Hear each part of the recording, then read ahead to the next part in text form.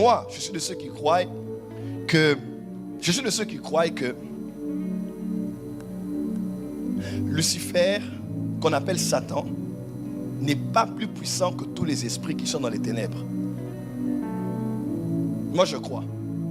Kamala Harris a été à la tête du mouvement démocratique pour faire face aux élections avec Donald Trump. Mais elle n'était pas la plus qualifiée. Elle a juste été désignée pour être en avant. Il paraît que l'une des raisons qui a fait qu'elle n'ait pas autant de popularité, c'est parce qu'elle ne pesait pas trop. Il y avait d'autres qui auraient pu être, parce qu'elle était vice-présidente, elle a été éligible pour cela.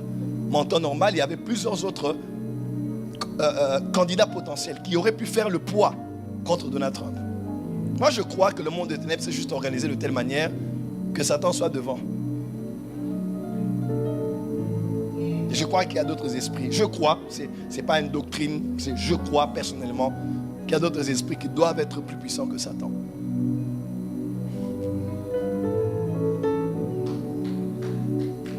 Est-ce que je peux commencer l'enseignement de ce soir? Et pour l'histoire, archéologiquement parlant, à Césarée de Philippe, il y avait une caverne. On appelait ça aussi la porte du séjour des morts. Et là se retrouvait une grande statue d'un dieu qu'on appelait Pan, qui était à moitié animal et moitié humain. Il était un peu comme la correspondance du dieu Moloch pour les Cananéens. Amen, amen. Et quand Jésus disait la porte du séjour des morts, il faisait aussi allusion à ça. Ils avaient un élément pédagogique autour d'eux, analogique, qui pouvait permettre qu'ils comprennent ce que voulait dire la porte du séjour des morts.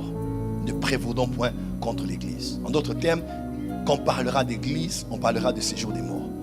Quand on parlera d'église, on parlera des ennemis. Mais ils ne pourront pas vaincre l'église. Écoutez-moi, depuis que l'église existe, les chrétiens ont été tués, persécutés, anéantis. Ils ont même été humiliés des fois. Mais Dieu trouve toujours un moyen de donner la suprématie à l'église où elle se trouve. Lorsque des chrétiens ont conscience de qui ils sont de manière réelle. L'église est née, Actes chapitre 2. Actes chapitre 5, on a une opposition qui commence interne, Ananias et Saphira. Actes chapitre 8, Philippe va en Samarie et il rencontre là-bas, il y avait un magicien. Le pouvoir des ténèbres a été confronté au pouvoir de Dieu. Philippe a dit à cet homme, on ne vend pas les dons de l'esprit comme ça. Toi, fils du diable, tu deviens aveugle, tu ne verras plus la lumière du soleil. Confrontation de puissance, l'église et la force des ténèbres. Acte chapitre 13, Paul est avec Barnabas et il y a un député, un proconsul qui écoute l'évangile mais qui est bloqué parce qu'à côté il y avait un magicien qui était là. Un sorcier, un serviteur de Satan. Et Paul aussi à son tour a déclaré le jugement sur lui. Acte 16, Paul et Silas, ils vont, ou comme ça, ils vont à l'heure de la prière. Ils rencontrent une femme qui a été utilisée par un esprit de python. Quelque temps après, ils disent à ce démon, toi, ils disent, esprit de python, sors. Acte chapitre 19, on parle de ceux qui regardaient comment la puissance de Dieu était à l'œuvre. Ils prenaient des livres magiques, ils jetaient, ils vendaient, ils jetaient cela. Parce que la puissance de Dieu était telle à Éphèse que personne ne pouvait contredire que Jésus-Christ seul était le Tout-Puissant. Dans le Nouveau Testament, on a plus d'une fois dans les Actes des Apôtres où il y a eu confrontation de puissance. Mais on a vu clairement que Jésus-Christ est le Tout-Puissant qui est apparu à Abraham et qui s'appelle El Shaddai. Alors, en tant que chrétiens, nous le savons tous que le combat spirituel est une réalité. Nous avons des armes que Dieu nous a données. Nous sommes face à un ennemi invisible qui utilise des instruments visibles pour nous détruire. En 3 mots, c'est simple: égorger, dérober et détruire. C'est notre ennemi, ce n'est pas notre ami. Ce n'est pas notre allié. 24 heures sur 24, il travaille, il sait qu'il a peu de temps. Satan sait qu'il a peu de temps, est-ce que vous le savez?